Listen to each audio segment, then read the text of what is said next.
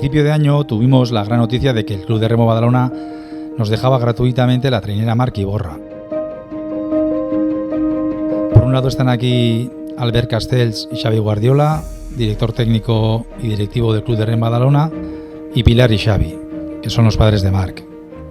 Marc, en resumidas cuentas, era un líder natural. ¿Os imagináis lo que tendría que representar para darle el nombre de él a la trainera del club?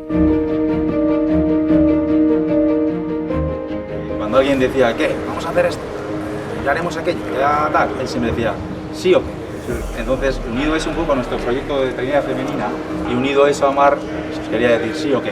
Sí. ¿Queréis bye? Es en honor a Marc. Es un remo mirando para arriba, sí, claro. Señal de victoria y señal de acordarnos todos de Marc. Cuando reméis, pensad que Él está a vuestro lado. No lo olvidéis.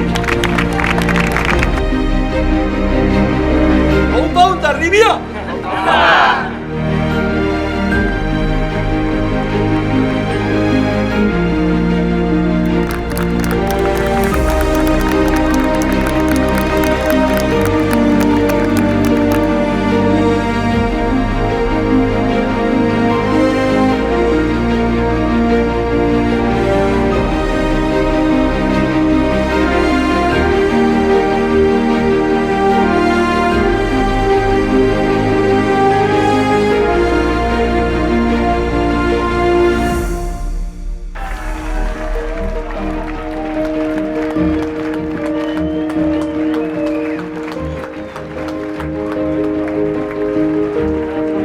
Lo hemos vivido con mucha ilusión, con mucho recuerdo, con mucha alegría.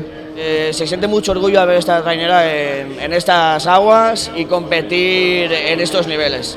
Muy agradecida por todo lo que hemos recibido de Hondarribia y nos llevamos un recuerdo súper maravilloso. Muchas gracias por todos. Y mi mujer y yo hemos venido a luchar para que consiguiera Hondarribia la bandera, y la ha conseguido. Y creo que Marc, nuestro hijo, nos ha ayudado a todos. Ya me dijeron que nos iba a ayudar y nos ha ayudado. Sois de suerte, podéis venir siempre, o terminamos siempre a mañana.